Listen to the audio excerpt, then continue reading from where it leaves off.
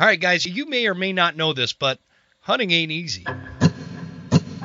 There exists a threat, from anti-hunting groups to politicians trying to give our land away, and we won't stand for it. Those vast western landscapes provide the space for our wildlife to thrive and a place for hunters and anglers to fuel the fire that sparks their soul. In this show, we share our love of hunting, fishing, and conservation. Here, we provide the foundation to meet these threats through passion and the grit of the American outdoorsman. Welcome to the Western Huntsman Podcast.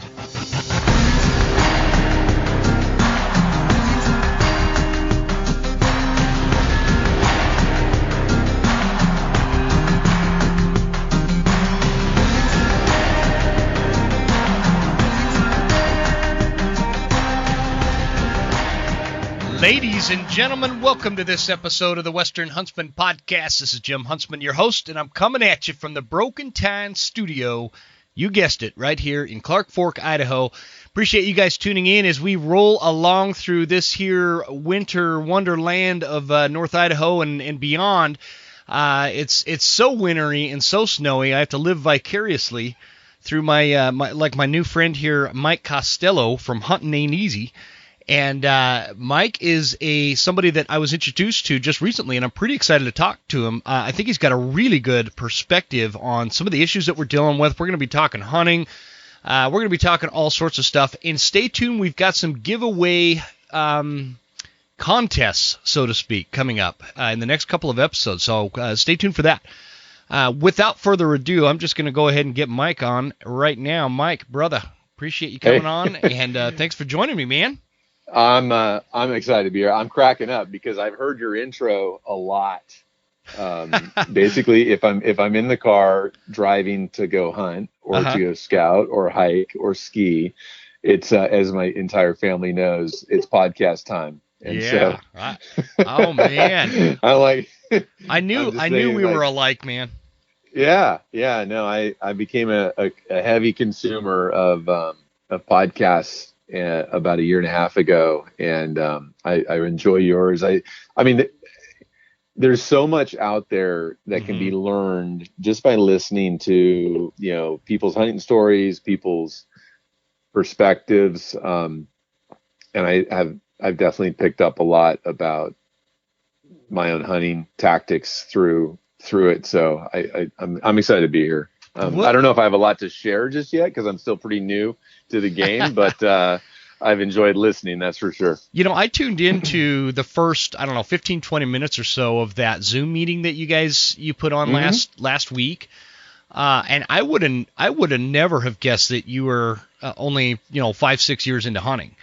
And so, and I agree, man, what a day we're living in when there's so much content out there and resources for people to, and it doesn't matter if it's hunting or something else, basket weaving, there's so much content and access to free information that it's definitely made me a better hunter just listening to podcasts and doing my own podcast.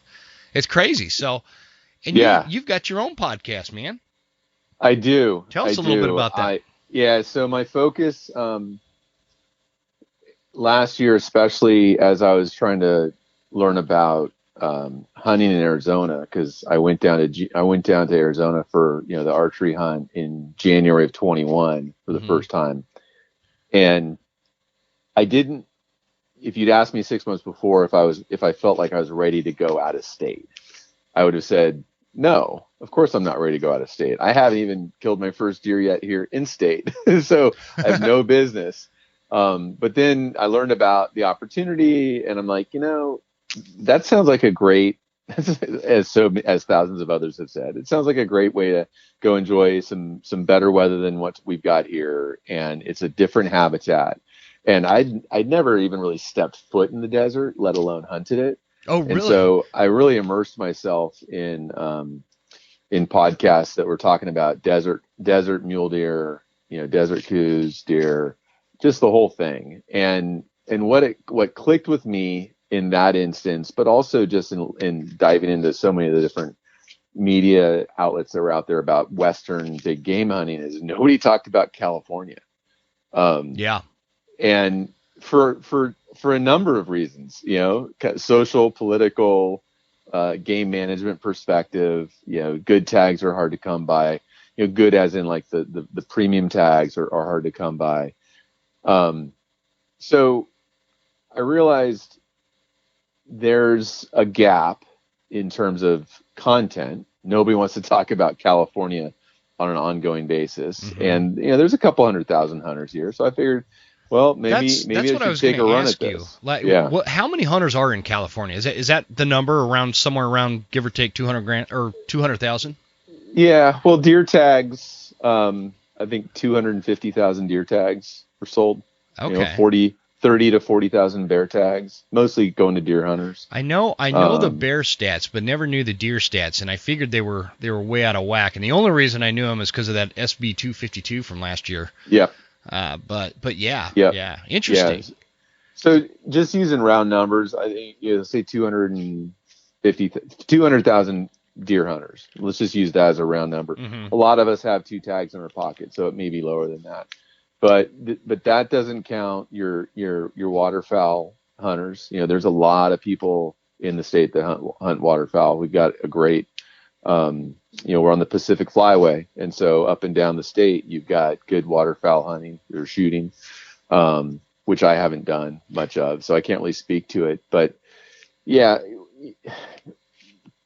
200 plus thousand tags in the state out on the landscape with very generous seasons. Mm-hmm. With a single tag, you can usually hunt.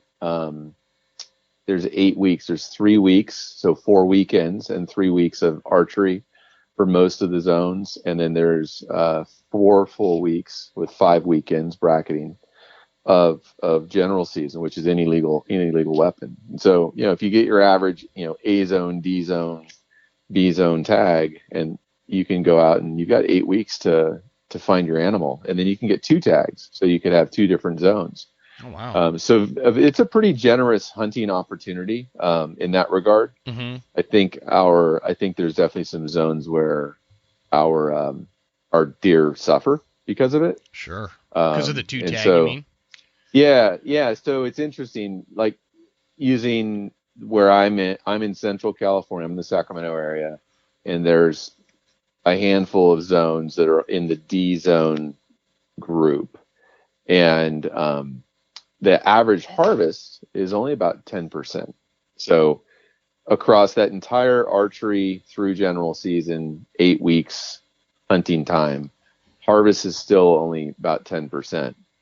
So you would think that it's either a lot of us out there trying and not doing it, as we walk past deer that are hunkered down, just bedded down, watching us walk around in circles, or there's not enough deer. And I think in some regards it's both. Like there's more deer here than our harvest numbers would indicate. Sure. But there's definitely not. We definitely could do better in terms of herd management and support for the wildlife. Well, what surprised me is we were talking before we hit record here, and you had mentioned, throughout the state of California, there's roughly 7,000 elk between 3 species, which is your Roosevelt, your Rockies, and your Tule elk. And Tule make up the biggest portion of that. And It's surprising because I don't want to say I've lived in California, because I didn't really live there, but I went to boot camp in California. And then I went You experienced 8 weeks of California, from a very different lens. Yes, from a very limited lens. And I was in boot camp for 13 weeks, and then I had to go to School of Infantry on Camp Pendleton down there towards San Diego or wherever. And I remember thinking when I was there, I was young and I was way into hunting, but not so much into like the conservation side of it, right? It was just more I wanted to go shoot a deer or an elk or whatever. It was interesting back then because like on base, it looked like great habitat, and then they'd let us off for the weekend, and I'd want to go, and I'm not talking in boot camp. They don't let you off in boot camp, but in School of Infantry, we got the weekends off, right? And so we'd go. All my buddies wanted to go into town and go find, chase girls and drink beer. And I actually wanted to go check out the landscape because I thought that at the time I was going to be stationed permanently in California. Okay. Then a few weeks later, I find out I'm going to Camp Lejeune, North Carolina, and I didn't even know how to find North Carolina on a map, and I'm like, what? Anyways, so it was of interest to me, but I saw enough of it between the times that I went there, and we came back to California a few times to train, but the landscape suggests from a hunter's perspective that the habitat is pretty strong in California. Between whether you're talking coastal California or like when we were, and I was just talking to somebody about this. I want to say it was Seth Watts the other night.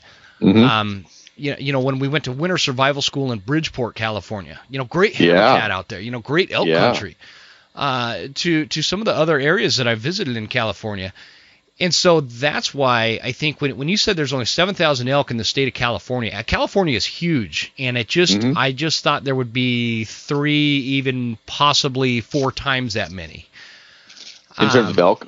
Yeah, of elk. I mean, when you're talking about low deer numbers, it surprises me because, again, this was a couple of decades ago, not to age myself, but when I was out there frequently, it just seemed like great habitat, and I always wanted to hunt it. So we have a lot of habitat. You have a lot of habitat, yeah. We have a lot. We have 18 distinctly separate national forests in the state. So we're in Region 5 for national forests. There's 18 separate forests. I don't know, 20 million acres or something like that. We have. I mean, we have endless habitat. We have. But we also have, 35 million people. Holy shit, dude! Are you serious? Is that how many is in California? Yeah, I think it's like 35 million people. So there's a lot of people here, which means there's a lot of highways, a lot of roads, a lot of houses, a lot of urban, suburban encroachment into habitat, which is certainly an issue. A lot of hunters. I don't know if where 200,000 tags stacks up against other states, but I think some of the issues that we have is habitat management hasn't been done very well. It's same thing that feeds into our wildfire issue is the habitat has not been allowed to go through that successional, rebirth process every 15 to 20 years or 5 to 20 years. And so you've got a lot of stagnant forests. I mean, there's areas where you look out across a landscape in the mountains, in say 5 to 7,000 foot range, and you see this endless carpet of mature trees, tip to tip, it's just dead. It's just nothing but dead shade underneath them. And when you get that, it's not a lot grows, not a lot of animals grow and not a lot of forage grows. I think, Mike, I didn't mean to cut you off there, but I think I just diagnosed the problem that California has with this, fight that's just ongoing and constant with anti-hunters and HSUS and all these folks over there. You've got roughly 35 million people in the state of California and somewhere in the neighborhood of 200, maybe 250,000 hunters. Compare that to the state of Idaho. In 2019, we had just under 300,000 hunting tags, license holders. Wow. Now, that number might be a little swampus because I can't remember how it was in 2019. The state of Idaho, when the elk were getting kind of wiped out by the wolves back, a little over a decade ago, they allowed residents to buy unsold non-resident elk and deer tags. So that may play into that number a little bit, but I mean, I don't even know. I think Idaho just hit 2 million people. So when you've got 300,000 hunters out of 2 million people, and you compare that ratio to 200,000 hunters with 35 million people, man, it's upside down. That scares me. That scares me. Hunters in California are less than 1% of the population. Big game hunters. Yeah, are less than 1% of the population, and so we can go down what this means, culturally in terms of, and also in terms of the anti-hunting issues that we've got is we have to have non-hunters in our camp. Like it is not optional.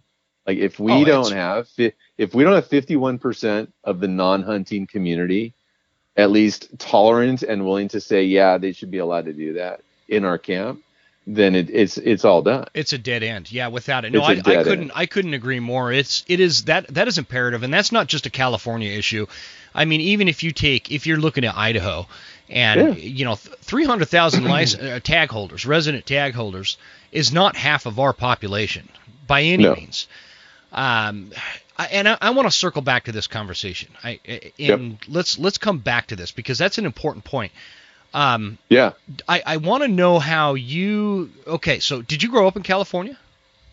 Yeah, I've been here all my life. Been here all my life. I've lived in Northern California, Bay Area, like grade school, then Southern California, just north of where you were. I was just north of Pendleton through high school, and then I've been up here in the Sacramento area the rest of my life. And you didn't really start hunting until well into adulthood. Yeah. How'd 5 years that ago. come about? 5 years ago, and I'm 5 years? in the old.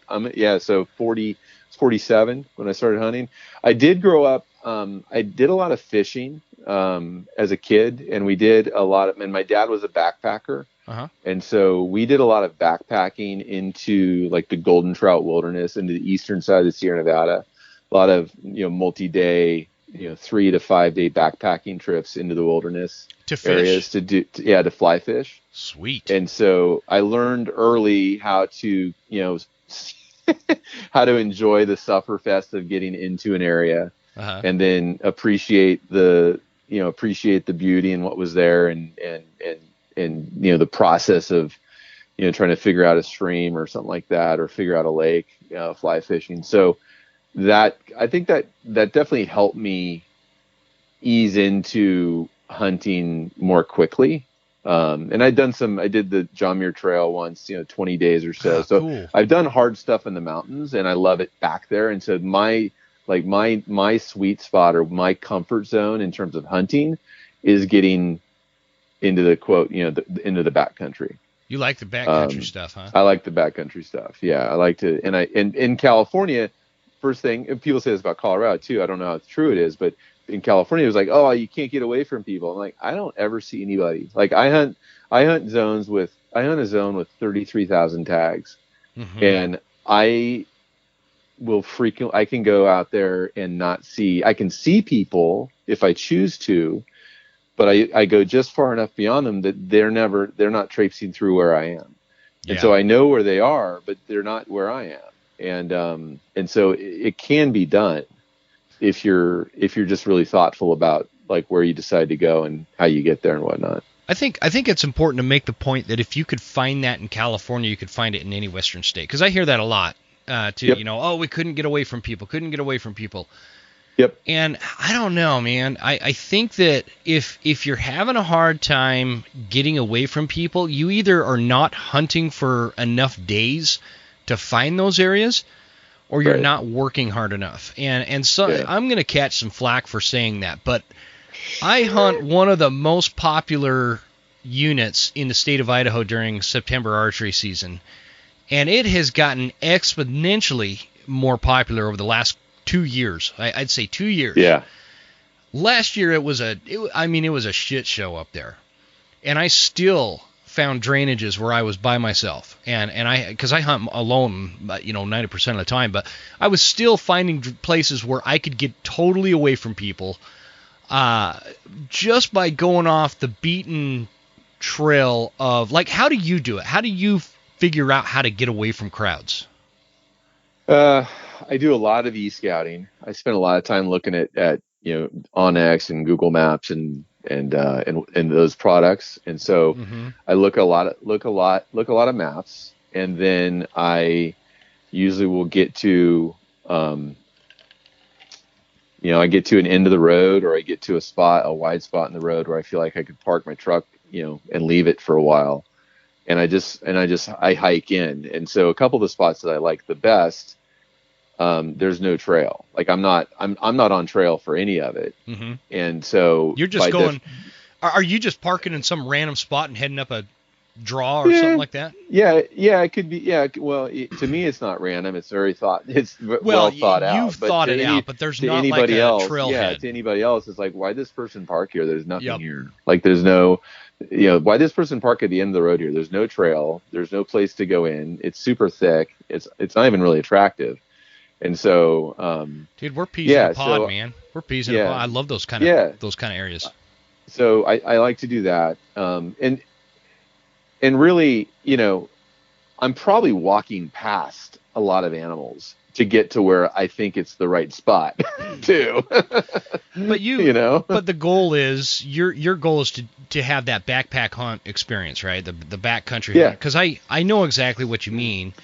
I'll park in a spot where it looks like it's just a curtain of brush and trees, and you have to kind of swim your way through it for about 50 yards, and then it'll usually open up. I shouldn't tell people these secrets.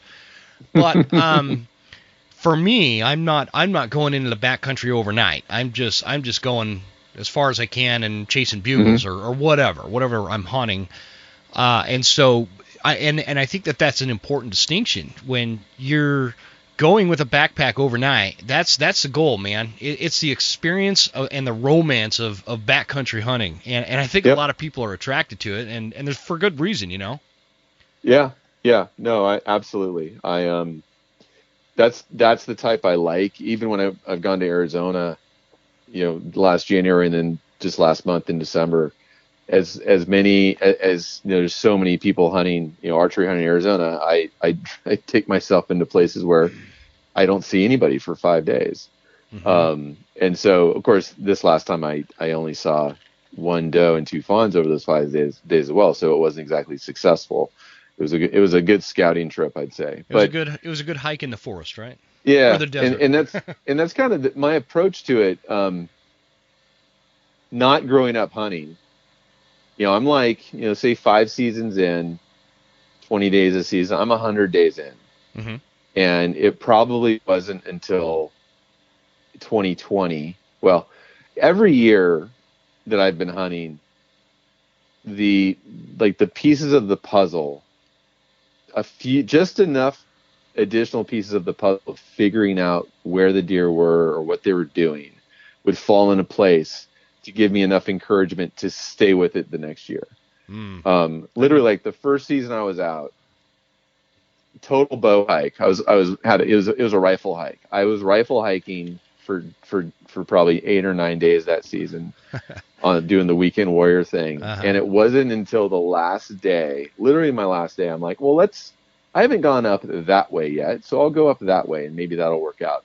And I get up to this ridge and there's deer scat everywhere. There's bear scat everywhere. There's deer scat everywhere. I'm like, I guess this is where I should have been.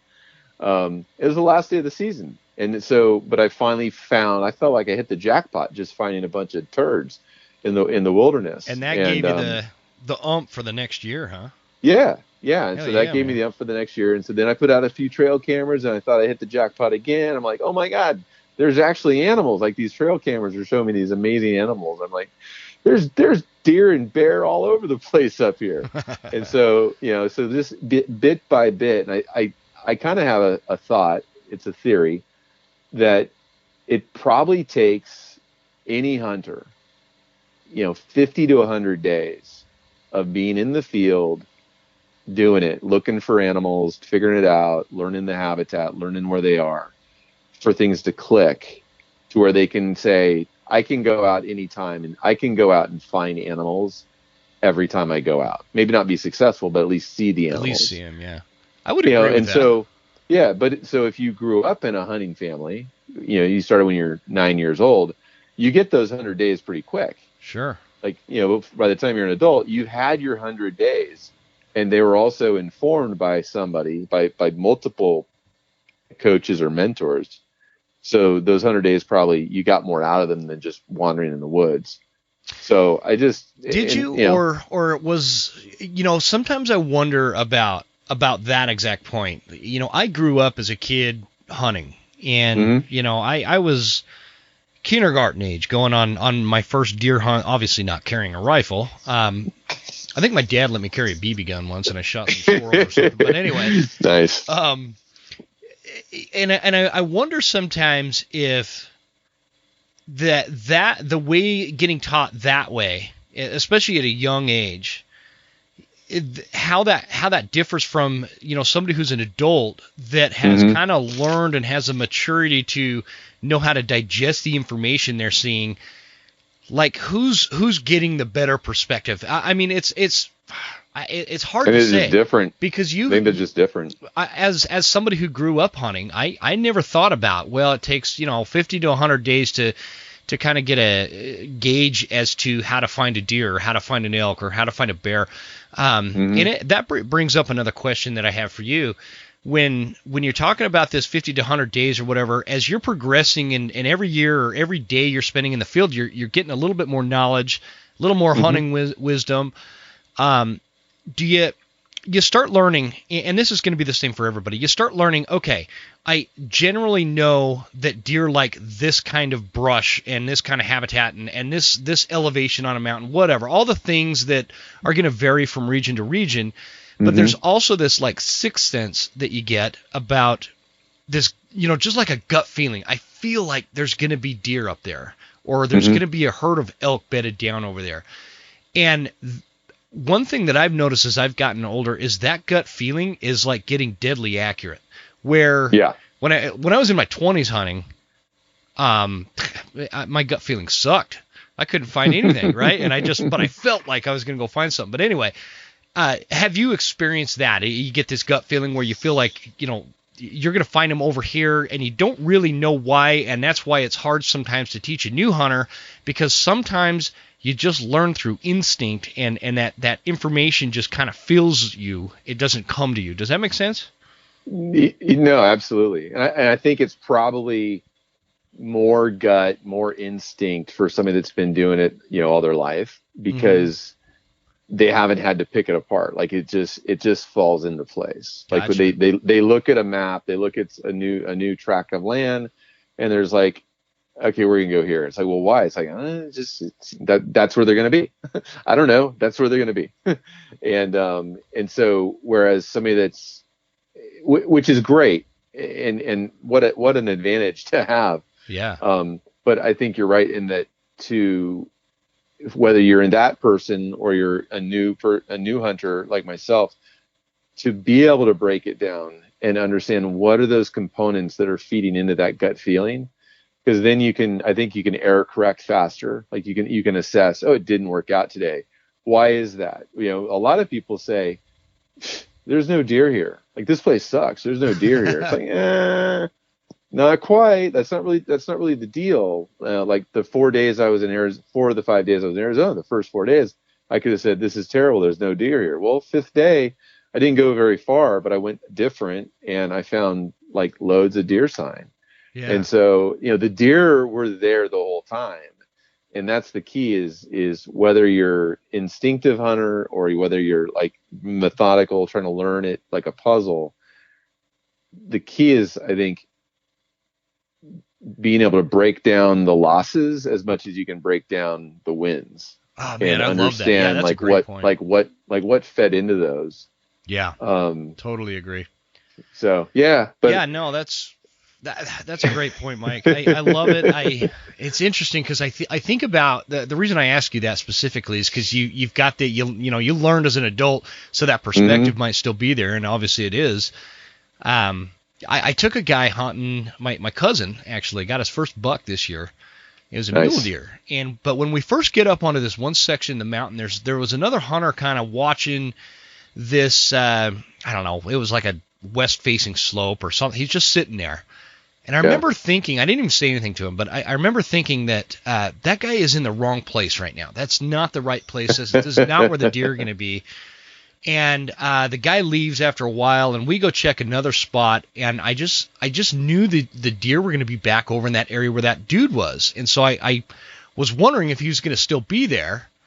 Yeah. Turns out he wasn't, and turns out the muleys were moving through that area, and Andrew got himself a buck. And I couldn't explain how I knew that was going to go down that way. And I'm not a biologist. I don't know. I just have years of watching these animals, and so it's always something I think about, like how does some of that gut instinct come into play, and how it's garnered, in a hunter. But what? So you were 47 when you started hunting? Yeah. What happened what the heck was I doing? I think I got so I did do a rifle hike once with my dad when I was probably like 12 or 14. And we walked out in the woods and we didn't see anything. So we gave it a try once or twice. But it's like a shadow of a memory for me because it barely happened. And we didn't really stick with it. So I've always had an affinity for the mountains. I like mountain sports, skiing. I like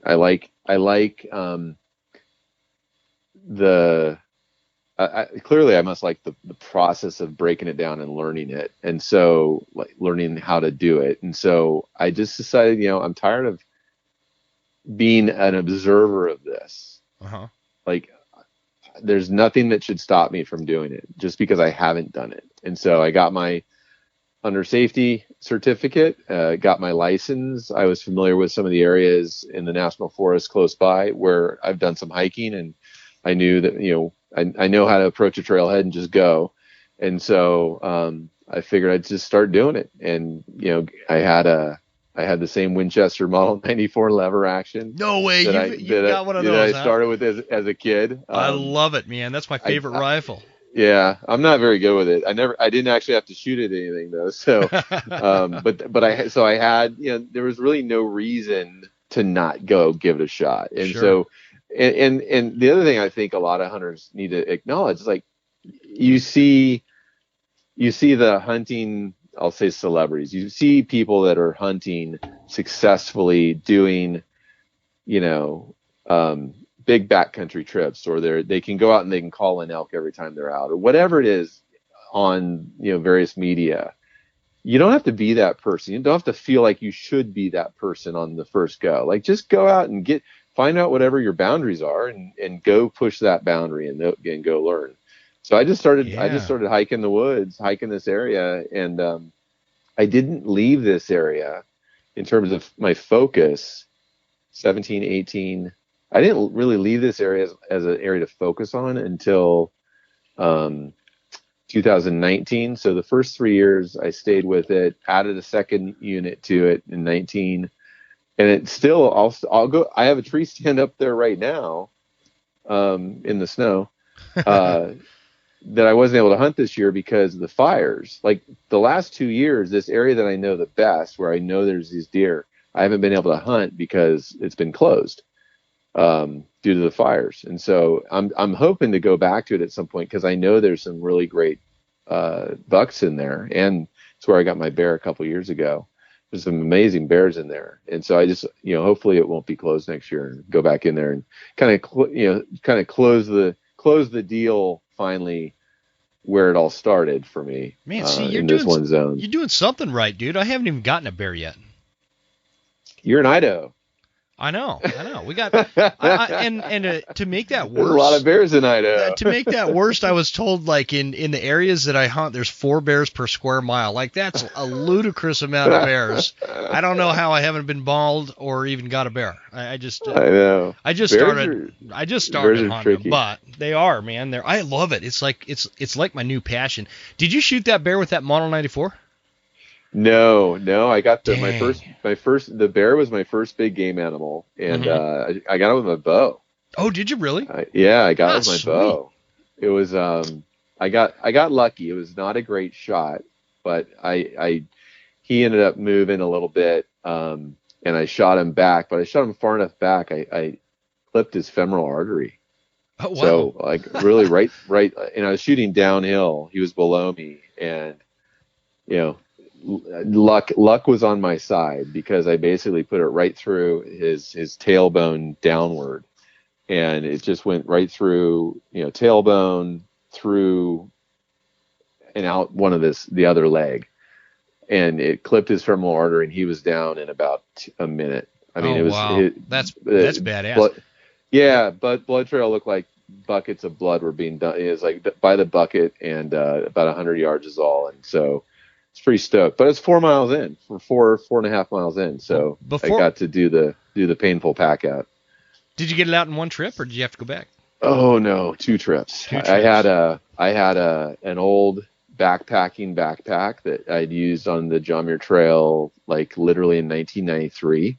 And so very unstructured internal frame pack, and boy, it did well with backpacking weight, like 50-60 pounds backpacking weight that's really distributed throughout it, 30 years ago. But now when I put that weight in it, it just was like, these well, these loins, might as well put cinder blocks in there, and it didn't carry very well. So isn't it crazy how heavy 2 trips, just heavy a quarter is on something? It's like just that dead weight.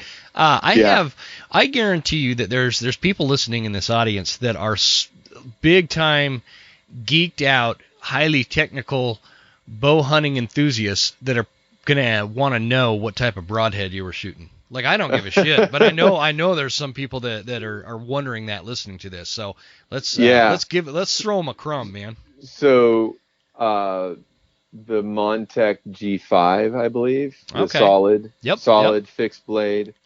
That's kind of been what I've gravitated towards the last couple of years.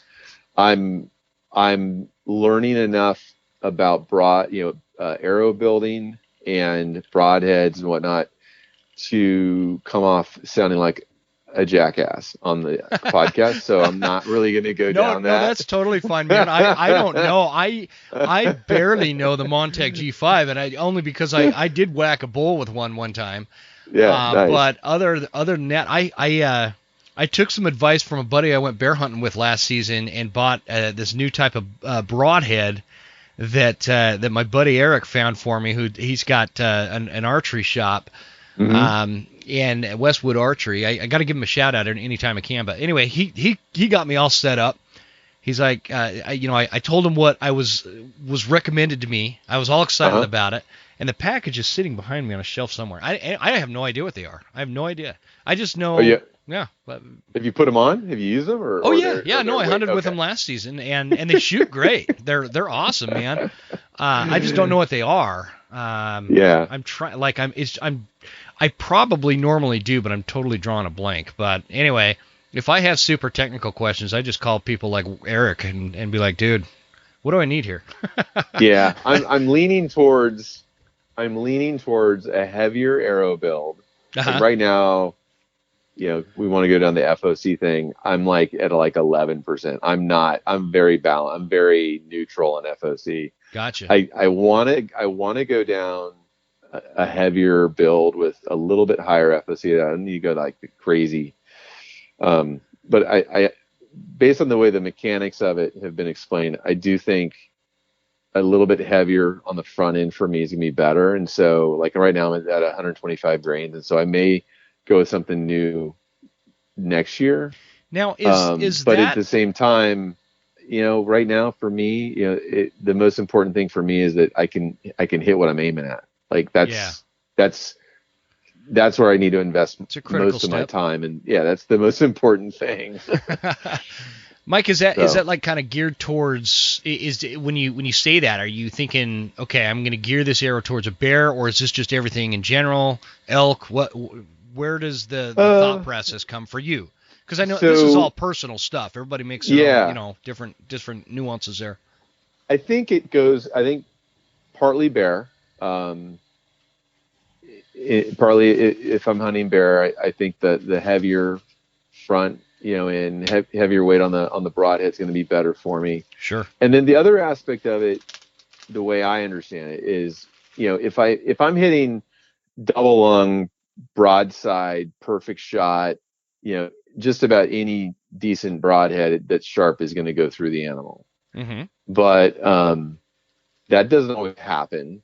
And, if I end up hitting some shoulder, if I end up hitting, some heavier bone, spine, I don't know. I think that a little bit more weight on the front with a higher, more high performance broadhead is going to do better for me. Gotcha. But again, I haven't gone there yet, and I haven't needed to. And so, if I go into next season with what I've got right now, then I'll be perfectly fine with that. Nice.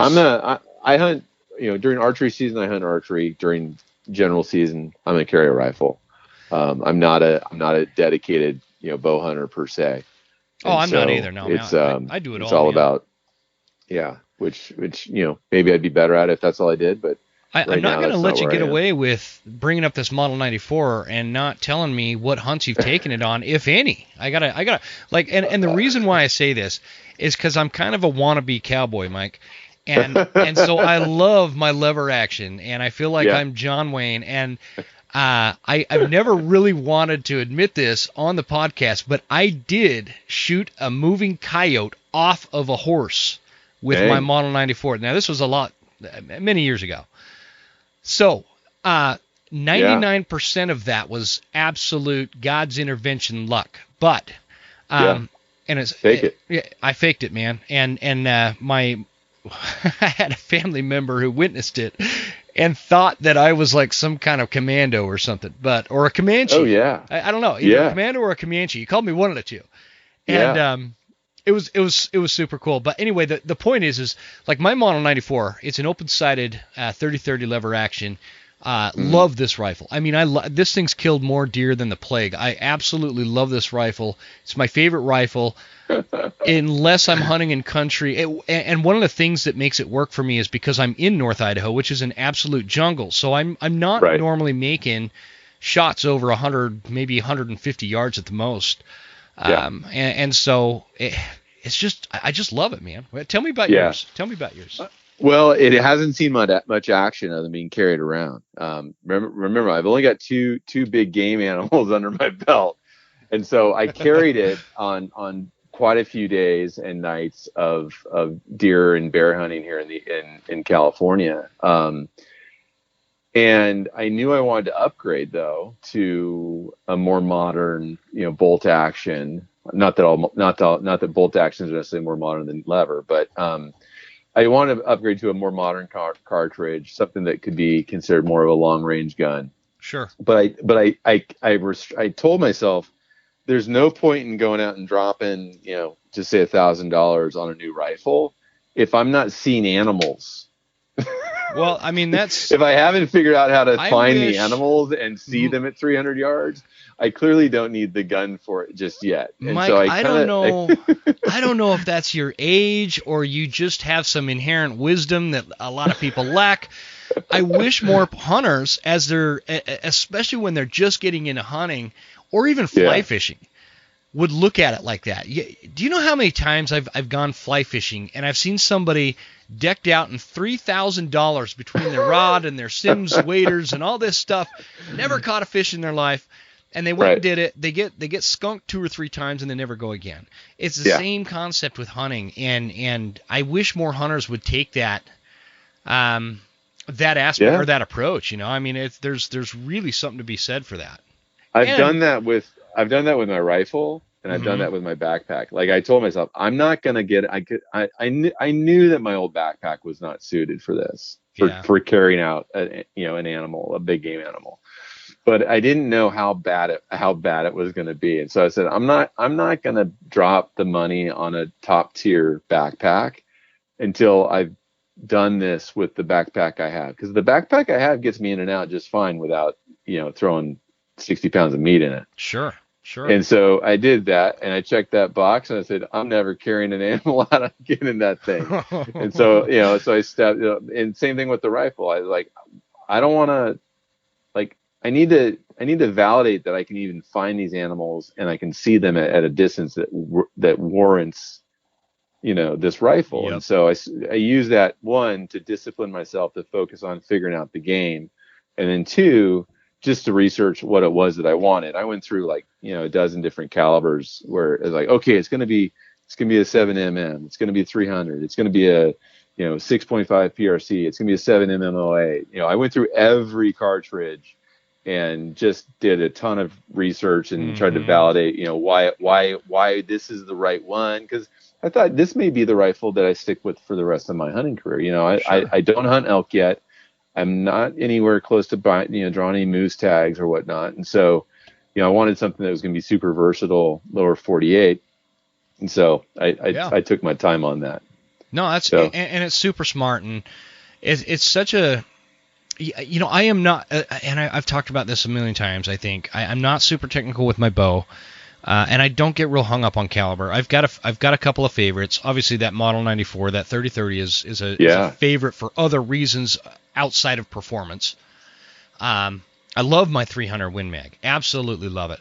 But I'll tell you what, I was really impressed. You'd mentioned that 7mm08. I bought my daughter's one, and nice. My 12-year-old, she dropped a little buck this year. It was her first buck, and that sucker ran maybe 40 yards and dropped, and she made a good shot. Obviously, it wasn't very far, and so I can't gauge how that rifle is. But I've shot it enough. I shot it when I was sighting it in and stuff. I was impressed with it. It like hardly kicks. It's really nice. Right. Yeah, so. That's a good cartridge. I mean, that could last. That could be good for her for decades lifetime, if she wants it to be. Yeah, that's a lifetime rifle there for sure. My 10-year-old was what was really surprising is she dropped a buck with my AR-15 with a 5.56. She spine hit that sucker and he dropped in his tracks. Man, it was crazy. But But anyway. A lot of deer go down with the 223. Yeah, right. I think it's underrated when it comes to deer hunting. Especially if you're talking like within 100 yards, that sucker's pretty deadly, and it is fun to shoot coyotes with. But anyway, absolutely. I want to, before we go into the other topic, you've got 5 years of hunting under your belt. You've obviously got some very mature perspective as to how you approached it. I know a lot of hunters that are 5, 6, 7, 8 years into it that have yet to even notch a tag. So you made a joke earlier, I've only gotten 2 big game animals in 5 years. Those aren't bad stats, not in the slightest. Yeah. And so you're doing a lot of things right. And I know that within our audience here on the Western Huntsman, we've got a lot of new blood out there that are tuning into the show. Good. And these people that are, and I only know this because they email me, and I love it when they email me, but they ask me questions, and sometimes the questions they ask me, I'm not the right guy to answer it, and I feel like you could paint a broader brush just because of your experience and your wisdom. So, Scree Gear, have you guys checked it out yet? Scree is extreme mountain gear, the high performance hunting attire, scientifically tested, backed by a great company. It's my go-to camo, and of all the discussion we have about all this infighting amongst hunters about what kind of gear they choose, it's okay to have a favorite as long as we're not fighting about it. And my favorite and my proven gear is Scree. Scree is spelled S-K-R-E. It's kind of a play on the word from Scree Rock found at the bottom of a cliff face or something like that, and they changed the name. And Scree Gear is a complete layering system for all terrain and conditions. Gear designed to adapt to the weather. It's rugged gear, and it's all backed by a lifetime warranty. One of the things I really like about Scree is their VIP sizing and exchange program. Order the wrong size pants, they don't fit right, send them back. They'll send you another pair. It's all on Scree's dime. Guys, it's a great company. Check them out at screegear.com and use the promo code The Western Huntsman for 15% off and free shipping. Hoffman Boots is another show favorite right here at the Western Huntsman. There's lots of good boots out there. There's a lot of bad boots out there too, but Hoffman is a proven system that I've been using for a few years. Actually, I've been using them for close to a decade now. And I love the company. I love the story of the company. It's like a family of shoemakers, and it's just a great North Idaho story. It's a great American story. They make a great boot without breaking the bank. Check it out at hoffmanboots.com and use promo code Huntsman10 for 10% off. Don't forget, Phelps Game Calls is my go-to call company. You guys know it. I've been using Phelps for a long time. They're the oldest sponsor on this show. I'd say the flagship line of calls that they have is definitely geared towards elk. And what a great job that they do. But don't forget that Phelps Game Calls also has a full line of like waterfowl calls, predator calls. There's things that you can check out on the Phelps website that might surprise you. to include something that is coming up quick for us hunters, which is spring turkey. And I don't know how many of you are into spring turkey hunting, but man, is it a ball. It's a riot. You got to check it out. I love the black bat from Phelps Game Calls. It works very well for me. It's a great little read.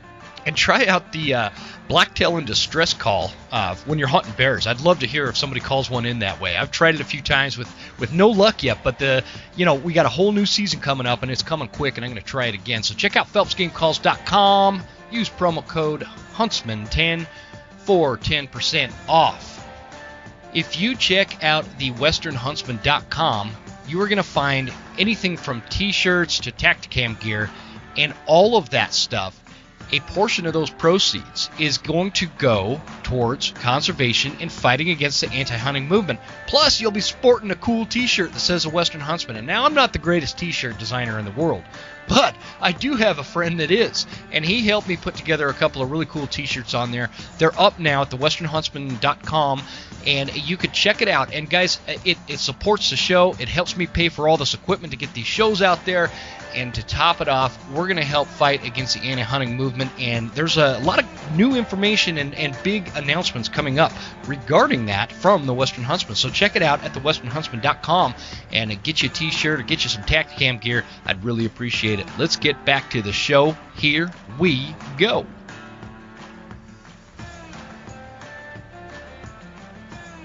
That was a long way for me to ask you what pops into your mind when I say, what are like 2 or 3 really critical things that a new adult hunter just getting into hunting should really focus on to learn the most in the shortest amount of time and get to the point where they're notching a tag?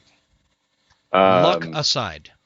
Yeah, luck aside. I would say find a piece of public land that, find your closest national forest, that you can get to. And if you leave at 4 a.m., 5 a.m., you can get there and spend an entire day hiking, scouting, and just getting to know it like the back of your hand.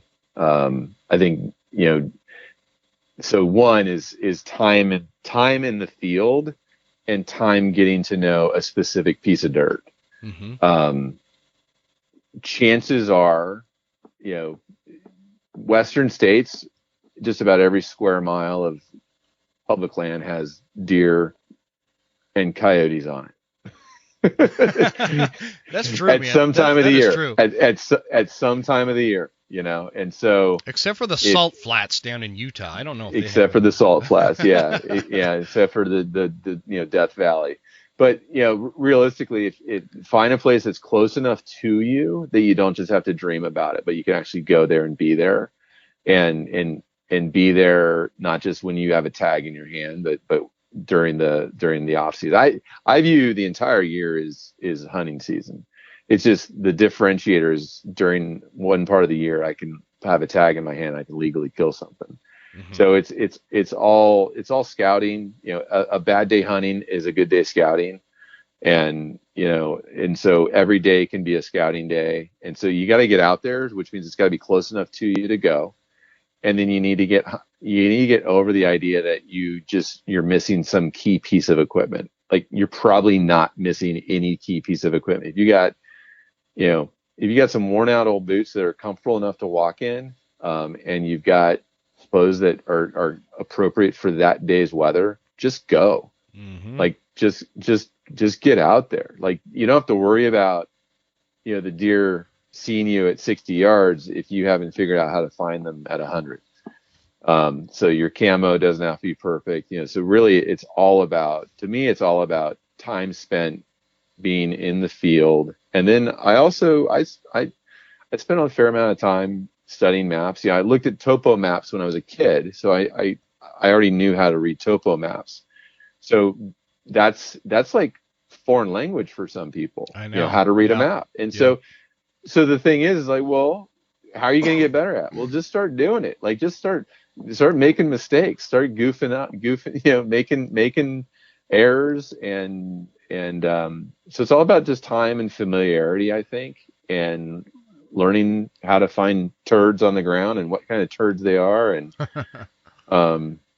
anybody that focuses on, I'm going to go hunt for this week, and that's going to be their time in the field that year, they're going to set themselves up for a ton of disappointment. Yeah, I would agree. I really think hunting success is built in the off season. And so you just gotta go. Like, that's it. You just have to go and make it a spot that you can go back to year in and year out. Perfect, man. Time, time is your number one asset. Time in the field is your number one asset when it's as a hunter. Couldn't have said that better, man. And you heard it here first, folks. It is Mike Costello did not talk about spending $1,500 in gear before you go out hunting, because I would venture to guess that back in the 90s you might have been hiking in on some of those backpacking trips and maybe a pair of Reeboks or something to go fly fishing, because I did. I used to hunt deer in Reeboks, man. And not to say, I'm not discounting. I mean, we're sponsored by Hoffman Boots here, and we love them. But you don't need those to go hunting. And I always like that conversation. I always like to ram that point home. And maybe it's because I'm kind of a cheap bastard, and it like pains me when people spend so much money on stuff, especially when they're young and a new family, and it's so not necessary. It's so not necessary. I think there's so much technical gear that we can buy today. I think, like with the rifle that I bought, with the backpack I bought, with all my purchases, I think the most important thing is like, know why you're buying it. Like, know. Yeah. Great point. Like I could look at a great pair of, insulated mountaineering boots and be like, that's an amazing boot. But for California, I'll be miserable because I'll be sweating and they'll be filled with sweat within 2 hours. And so the most important thing is to know why. If somebody's recommended to you, well, what kind of hunting do they do? Where are they? And why do they recommend it? Why is that the right piece of equipment? And if it's the right piece of equipment because it's got a 3-layer Gore-Tex, it's 3-layer Gore-Tex, well, you can find that same jacket in 3-layer Gore-Tex without camo, but in a nice muddy brown color that blends in well with your background for like 1/3 the price. Totally. Yep. So, so just, you can ease into it. Like, put that, just know why you're buying it, know what the technical specs are and what they're doing for you. And if you need to, you can probably find that same article or similar piece of gear, on sale somewhere. Yeah. Or used. Yeah. Yeah. And guess what? You're only going to see a couple other people out there in the woods, if anything. So nobody's going to be laughing at you. Exactly. And if you're lucky, you don't see anybody. If they do, laugh at them back. It's no big deal. So yeah, I love it. Absolutely. I love it, Mike. Yeah. As we kind of transition into what this other topic that I was really wanting to just hammer home, obviously, folks listening, you guys you're very well aware of a lot of the issues that we've been facing as hunters throughout the American West, and actually it's spreading to the East Coast at this point from Vermont and New Hampshire. I didn't even know about Vermont until I talked to you tonight. Yeah, with their bear hunting, whatever was introduced there. And we're talking tonight is the 18th of January, and this episode probably won't be out for a week and a half or so, but it's still relevant in a sense that this winter has been a season of onslaught and assault from the anti-hunting community. And I would say perpetrator number one is the Humane Society of the United States, and all their allies, so to speak. And we've been talking a lot about it. And to my audience, I don't mean to burn you guys out with it, but if we don't stay ahead of it, and if we don't keep our feet on the gas on this topic, we're not going to have any reason to have a podcast talking about hunting anyway. So it's such a critical thing, and it's such a foundational reason for why I started this podcast, why I started the entire platform of the Western Huntsman, is specifically oriented to protecting the future of hunting.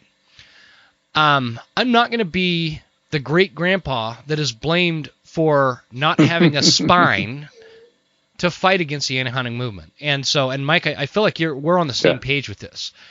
One of the things. Go ahead. I feel like I was going to say, we are, and that's about, like with my podcast, that's about half the content is regulatory issues. I just think that as a community, we get on say Facebook, and we rant and complain and bitch about stuff, and it's all stuff that we, some of it's informed, some of it's very misinformed. But we're angry and we're lashing out in our little echo chamber. And I think the transformation is starting. I think what you're doing is working. I think what I'm doing is working. I think what's happening and what needs to happen is we as a hunting community need to be more active in speaking to, like, the entity or the agency that can actually enact change on our behalf. Yeah. As opposed to complaining to each other. I liken all of the regulatory stuff that we don't like happens because somebody else got an idea, they started it, they moved it forward, and we didn't act on our behalf. To imagine if we were just, we were sitting outside of the football stadium, kicking back, drinking beer, complaining about the refs and the rules, while there's only one team in the arena putting points on the board, because we wouldn't go in and play. Yeah, I like that. That's true, man. We gotta strap on and say we got to get up and walk in and say, okay, we don't like the refs, we don't like the rules, but this is the arena we have to play in. So let's start to engage, and let's pick the ball up and see if we can move it a yard. And no, we can't really dream about the Super Bowl yet, because we haven't even figured out how to move the ball a yard. But that's where we are. We're just now starting to figure out what the arena really is, what the rules really are. The political arena works differently than the commission level wildlife management arena. So we have to know where the rules are being made in the current state, status. Like California's got a commission issue. Colorado's got a Senate Assembly legislative issue. So we have to understand where it's all happened. Yeah. What do you mean? What do you mean California has a commission issue? Is it like the commissioners themselves maybe mismatched for the position, or? No. So in California, well, you're never going to be completely happy with who your commissioners are, but you have what you have. And so no matter how good your commission is, it's what you've got to work with. And so you can be bugged about who's on the commission, but guess what? If you tap out and leave, then you've already given up. But so in California right now, the issue that we are going to have, I think, next month is there's going to be a petition brought forward. It's already in circulation, that effectively the Humane Society is petitioning the Fish and Game Commission to end bear hunting in California until a number of different studies can be done, which potentially could be never. Mike. And so that's the commission issue. Can you let me explain something? The squirrel that turns the wheel in my head is slow and lazy. Can you kind of re-explain what? And I don't know if I just like dazed out there or what, but no, it's good. Can you kind of hammer that point home again? The commission has been approached, however you said that, regarding your bear issue. Just kind of highlight that again. Sorry. So most states, as I understand it, you've got your, like in California, and I think most are like this. You've got your Department of Fish and Wildlife or Department of Fish and Game that executes. They do the tag draw, and they have the game wardens, and they're the managers. And then you have a commission or a board of people, and most often they're politically appointed, who decide the rules and the regulations that are going to be executed by the department. And it's not a law, it's a regulations. The commission comes up with regulations, yes, which are not laws. And the commission is typically charged, their charter is to balance what they call consumptive, the consumers, the people that consume wildlife, and non-consumptive use, people that enjoy wildlife but don't consume it. So their job is to balance, and they also balance science and social. And so the science might say, yeah, taking X number of, say, bears per year is good. It's okay from a scientific perspective. Mm-hmm. If the social side, being the outcry of anti-hunters, says it's not good, if we're not there to balance that dialogue and contribute our side to the social discussion, then the commission might say, well, the social side outweighs the science. And so that is such an important point. We have to be there. Yeah, it's such an important concept that I want to reiterate one thing that you said there, because this is important stuff in my mind, Mike. And I want to reiterate that. I'll give you a great example. A couple of years ago, I had the actual director of the Idaho Fish and Game on the show, and it was cool because it was an in-person studio interview. He came to the studio. We had lunch there for him and everything, and I got to sit down with him and have a conversation with the director of the Idaho Fish and Game, Director Schriever, great guy. But the one thing that really struck me and this was just my own naivete or whatever you want to call it. But he simplified something that people overcomplicate. And what he said was, I, as a director of the Idaho Fish and Game and the people that work for the Fish and Game, we serve at the pleasure of the commission. And I think that put it into a better understanding and a perspective for me to understand, because, again, my squirrel doesn't spin my wheel very fast. So because a lot of people they come at, like, the Fish and Game, they made this decision. No, the commission made that decision. Right. The Fish and Game are carrying out that decision. Very important distinction. Yeah, very important distinction. And it's pretty much the same thing in all 50 states, as far as I know. I don't want to overstep, but as far as I know, that's an important concept. What you were just talking about with the social versus the science, we've never had that discussion on this show, and to any degree that is impactful. So I'd like to kind of push that one a little bit. Yeah. Can you expand on what you mean? Because, and I want the audience to know, Mike has a lot of experience when we're talking about, part of your podcast is talking about how to approach the Fish and Game and the commissioners and all these things and voice your opinion and get your message heard. And you're very good at this, and you're very effective at that. And so I want to talk about, if you wouldn't mind expanding on that point, the difference between we all know what the science side is. I think hunters are not as good at knowing what the social impact is, the social side of it is, and how they mesh together in a decision-making process. Yeah.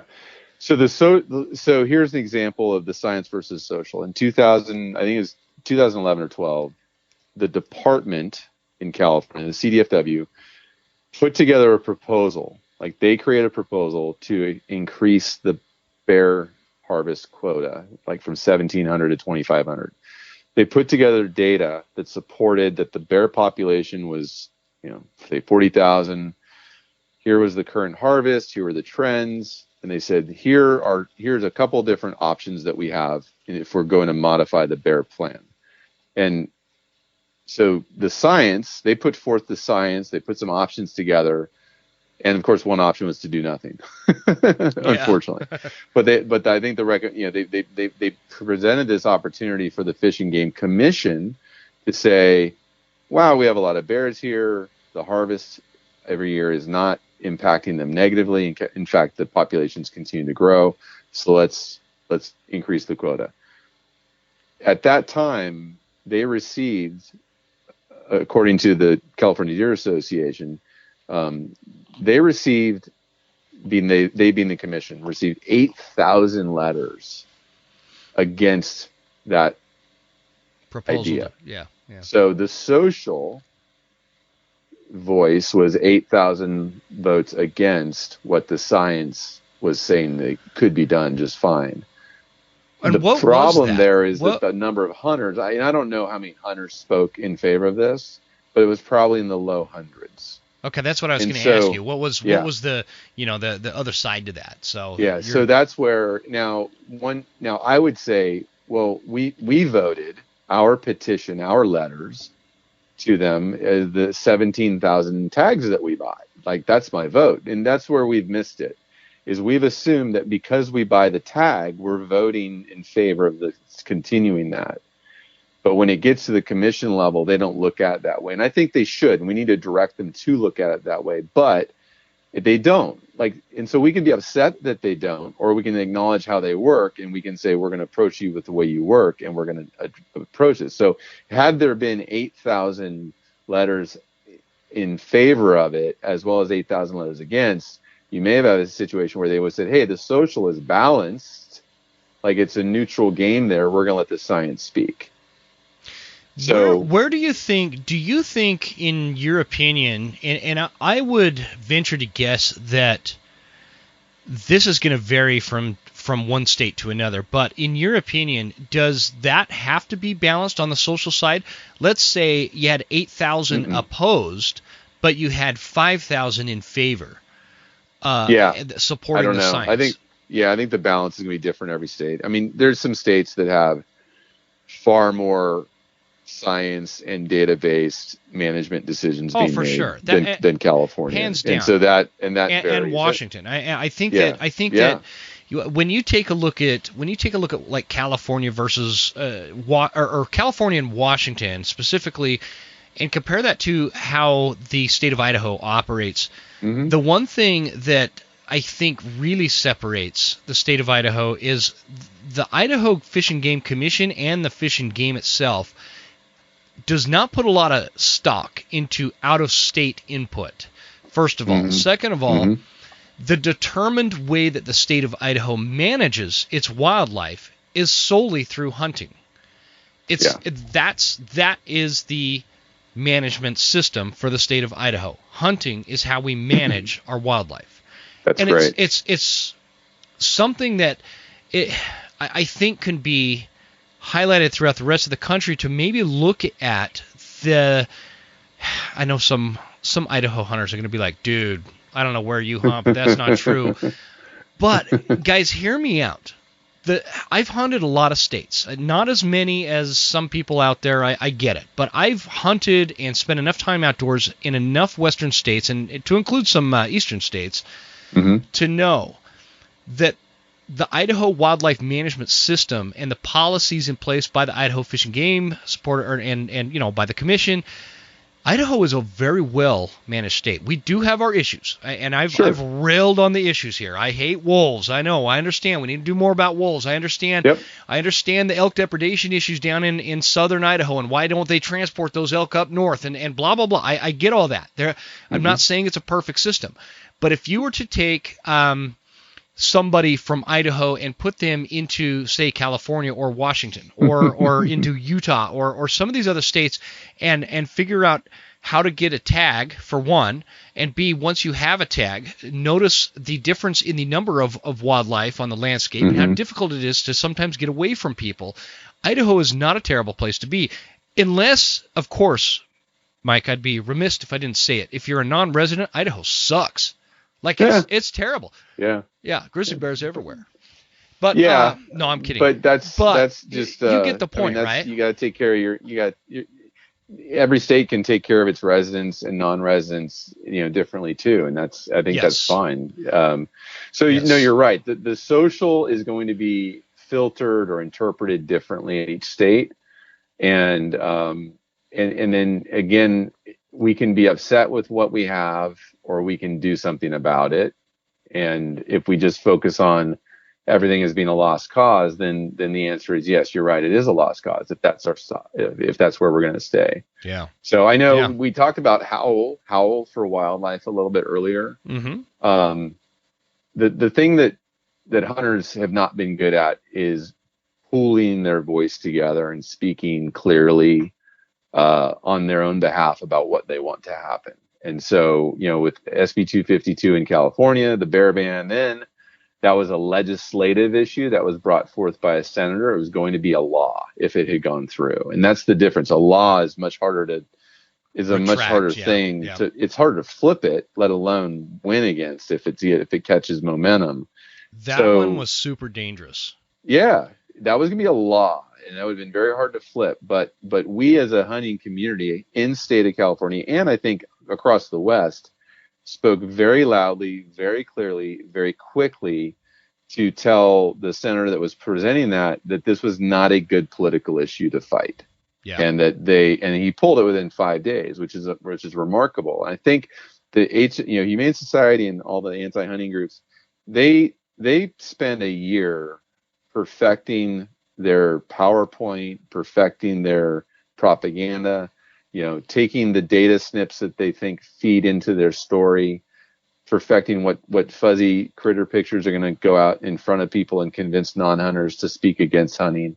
Mm-hmm. And so they, I lost my train of thought. No, I didn't. No. So go ahead. The thing is we spoke clearly for that, and it was kind of an awakening. I think the awakening is still going on, where we're realizing that whether it's in Washington about the spring bear, or in Colorado about cat hunting, or California again about bear hunting, we as a community need to stop sitting in the parking lot drinking beer, complaining about the refs, and we need to get in the arena and start voicing and putting some money behind initiatives that support hunting opportunity across the board, every state and every species. Fantastic. Yeah, you're exactly right. We've been talking about that for a long time on this show. I mean, and I think there is a shift happening, and hunters are starting to wake up to this. But SB 252 is kind of the beginning of that, and I think that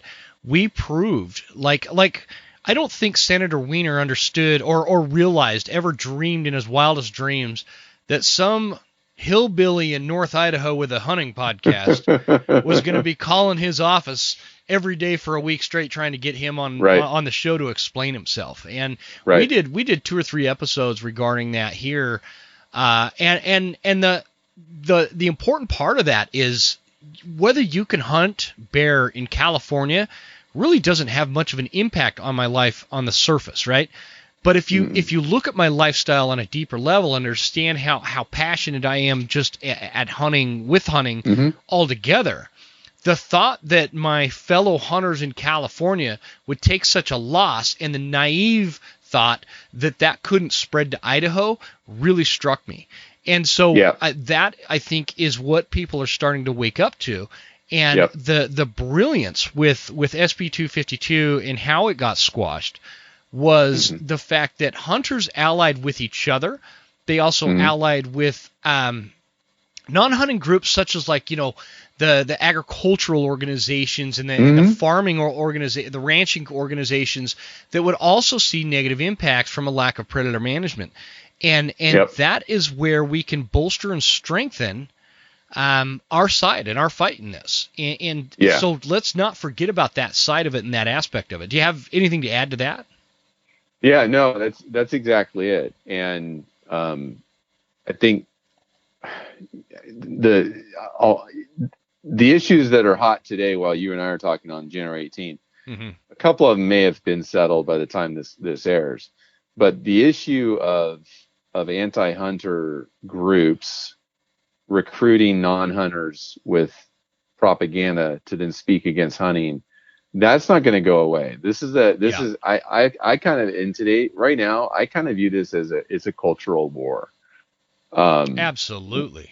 We haven't, and what's sad is that we need to admit it.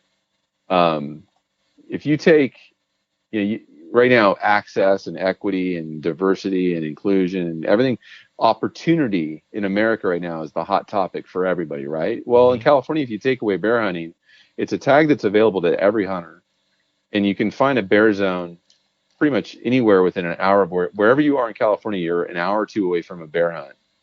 So you want to take away 40,000 tags from hunters. You want to take away 20% of the opportunity, or 15 to 20% of the opportunity to hunt in California.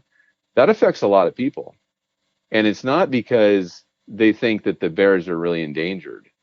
It's because culturally they disagree with they disagree with somebody's activity. I think there's And even a deeper, more evil side to it, because I think you're right that the people that they get to donate, and I'm going to pick on the Humane Society of the United States, HSUS, because that's my number one target.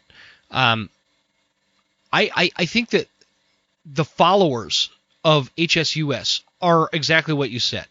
They emotionally have a negative reaction to hunting a bear, and so they want it stopped for about a minute. Yeah, for a minute, just long enough to get their credit card out, $30. right? Yep, exactly. exactly. So, but I think there's a deeper level, and that's the revenue generated to the HSUS, and it's a very profitable cottage industry, and I think that there are so many facets to hunting, and so many different seasons and wild game species and industries built within industries upon or within the hunting community, that this could go on for 200 years. This could go on for 200 years before they completely shut down hunting. And I think that is the long game for something like HSUS. Oh, yeah. But they're going to do it in critical areas such as bear hunting in California, which isn't just a negative impact to bear hunters of California. There's a lot of repercussions that will fall into place behind that, such as the ungulate populations that will suffer, the habitat that will suffer, the bears themselves will suffer because bears have a large territory that they like to have to themselves. And so they're going to push into areas they're not supposed to be. The state of California is going to have to come in and eliminate those bears anyway. They're going to wipe out the prey populations. They're going to get mange. They're going to get sick. They're going to run out of food. And you're going to get into a dynamic where we have such an unhealthy ecosystem and habitat that nothing's going to survive there. Yep. Am I wrong? Well, no, that's a huge issue. And the other issue that that I've been starting to think about and try to pound out is that I'm starting to use the phrase hunting is human. So I saw that. So the bears are negatively impacted. Okay, well maybe these people really don't care, or maybe they're convinced. So the wildlife management part of it is crucial because we fund, as the hunting community funds all of the wildlife management activities.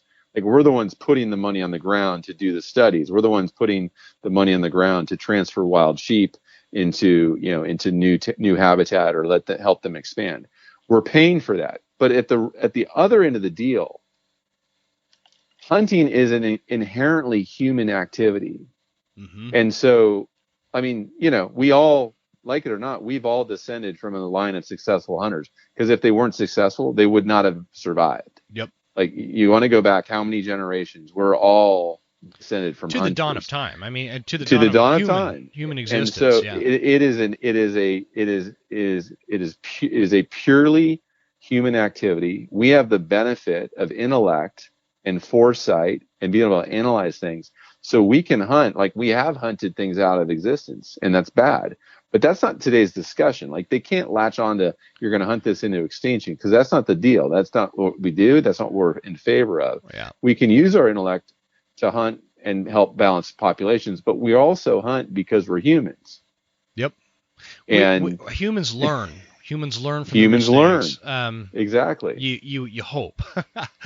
But no, we do overall. And so when somebody comes at me, or when somebody comes at you and says, I don't like your lifestyle, I don't like the choices you make for what you feed yourself with, and your lifestyle is it's sustaining, it's economically sustainable, and it's ecologically sustainable, but they just don't like it. Yeah, they're a bigot. Yeah. The term, flat out. The term bigot has always been used by the wrong side for many years. It is, and so, but let's, and so I think one of the things that I want to start calling out is there are a lot of different ethnic groups, like from everybody, the entire spectrum hunts, and there's some cultures that hunting is incredibly ingrained in their culture. To include America, yeah. Well, no, I'm saying in America, like that's what I'm in saying. California, Yeah, to include like America, throughout. Yep. And so to come at this, like, just because I think there's a lot of keyboard warriors that feel good about their $30 donation, and because they don't do what we do, it shouldn't be allowed, or because they don't understand what we do, it shouldn't be allowed. And I think we need to call that out and call out that, hey, Game Commission, hey, Senator, this is a cultural practice that is important, and it's also sustainable, and it's healthy. Like, end of story. Yeah. I need to get you on the show more often, Mike. I love it. I think you're exactly right. And call them, let's play the same game to an extent as to, call them a bigot. Do you want to spend your $30 being the person who doesn't like somebody else's lifestyle, so you're going to try to legislate it out of existence? Yeah. Yeah.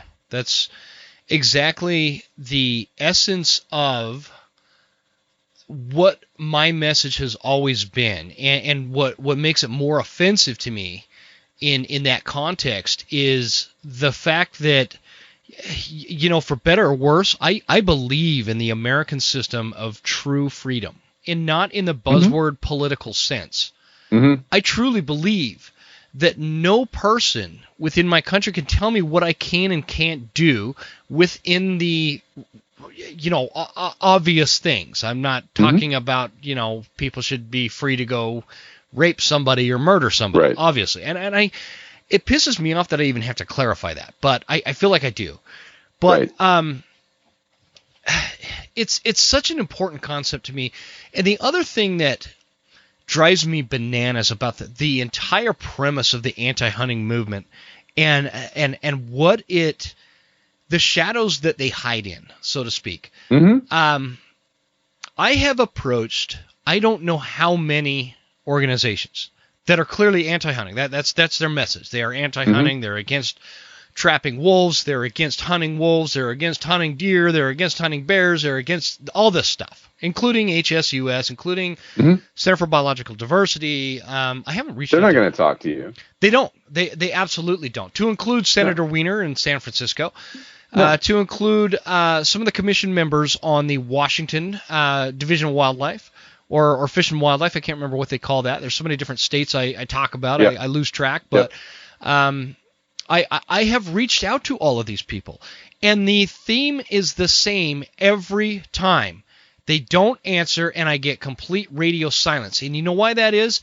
Because they know they don't have the data to support a discussion with somebody like me or you, Mike, that can actually hold water.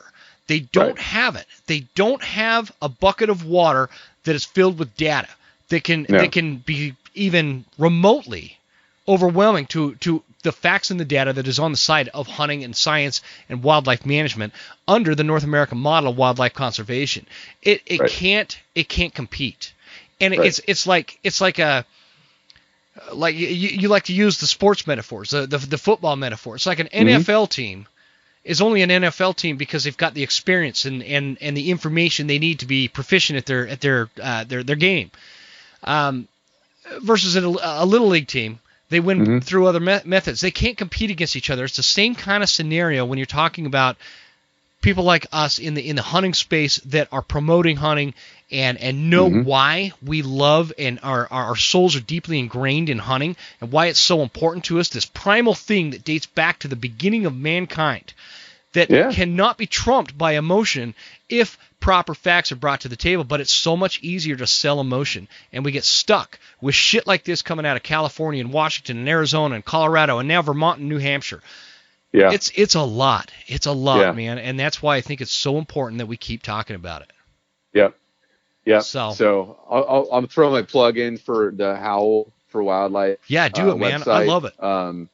So Howl was created as a platform and a portal, basically, where anytime there is a broad-based attack, state level, national level attack on hunting opportunity or the use of science and data to inform wildlife management decisions, an action item can be put up there on Howl, and anybody, whether they're quote a member of, or not, can jump on that action item and send an email directly to, with about 3 clicks, they can send an email for communication, or they can actually connect to call whoever's sponsoring this, and they can make a communication go directly to the people that are going to be responsible for deciding the future of one of these initiatives. Mm-hmm. And so it enables us across state lines to support each other. Yep.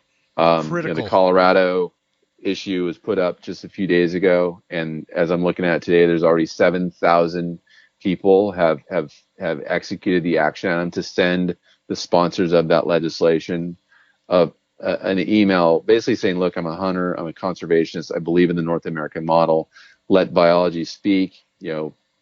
Mountain lion hunting is beneficial, culturally and from a habitat perspective, blah, blah, blah. So we can say that, because a lot of people don't know what to say. And so this way, the emails are pre-formatted, they're set up, and they go to the decision makers. And so I think, the Colorado one, it's best if Coloradans really speak up the most. But at the same time, there hasn't been an outcry from thousands of people nationwide into these politicians' inboxes before. Yeah.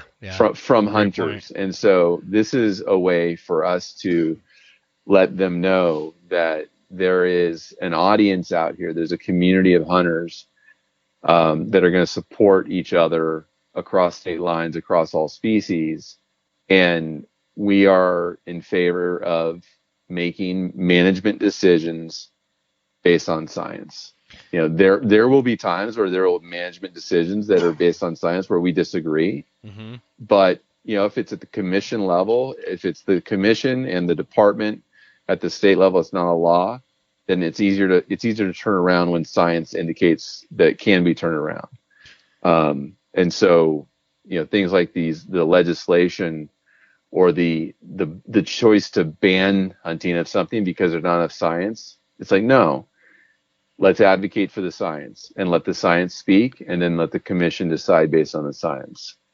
So howlforwildlife.org, it's a great spot. And then you can also, you accrue points for doing, for taking these action items, and then somewhere down the future, you should be able to redeem those points for either enter them for contests or redeem the points for cool stuff at some point. I was hoping you're going to bring the points up, because my points are starting to stack up, man. You better catch Absolutely. up. But no, it's I love it. Fun. I want to throw in one extra thing that I did on the when you're on the Howl for Wildlife website.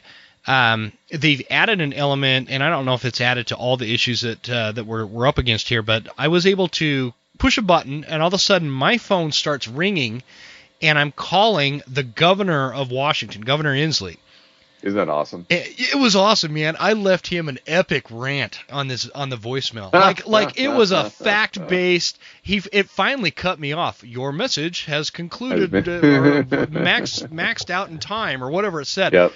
But I went off on the in a very professional and polite way, but I was just rattling off all these facts about the number of bears in the state of Washington versus the harvest statistics and the data that doesn't support this idea that Lorna Smith brought up about, we want to reduce the sows taken, and that could be, having cubs, and talked about predator pits, all this stuff in like this 30-second spiel. I was like, man, nice. I wish I could be that articulate on my podcast, because usually I just sound like a monkey. But it's cool. One of the things I thought when I was on that website is it reminded me of that commercial, the Geico commercial from like 10 years ago, and you'll probably remember this, where the dude's like, it's so easy a caveman could do it, and then the next scene, so the caveman is there, and the real funny part about that, the caveman gets all offended, and next thing, the Geico guy's taking him out to dinner and apologizing or whatever. Back then, we thought that was pretty damn funny. But if we would have known how far this whole woke culture thing would go, would it have been that funny? Because it's gone to that, and that's what's bleeding into our hunting rights and our hunting space. And that's what we've got to build the dam to prevent. Because it's overflowing. So, Mike, I know we've been going on a long time here. Really enjoyed having you on, dude. I sincerely, I appreciate you coming on. Thank you. Do you want to give your podcast a plug real quick? Yeah. And I don't know if you have a website or not, but no website. Keeping it simple. Podcast is Hunting Ain't Easy. And because here in California, it ain't.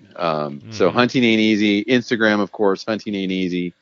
And that's pretty much it. I've got the podcast on most of the different platforms. Whatever you listen to, it should be there.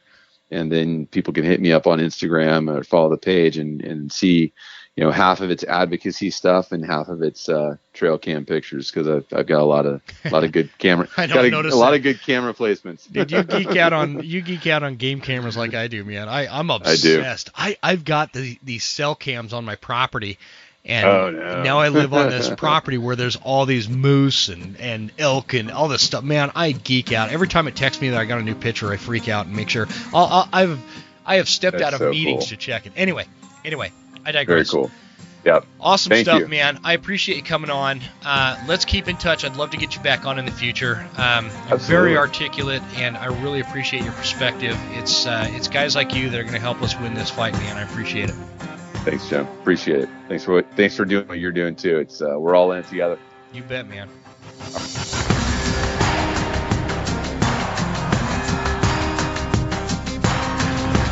You made it all the way to the end. Thank you so much for tuning into the show. We sure appreciate your support. This is Jim Huntsman signing off and reminding you to check us out at Instagram at The Western Huntsman and on Facebook at The Western Huntsman. And you can also check out the website at thewesternhuntsman.com. Thanks again. We'll see you guys next time. Stay Western, and I'll see you on the mountain.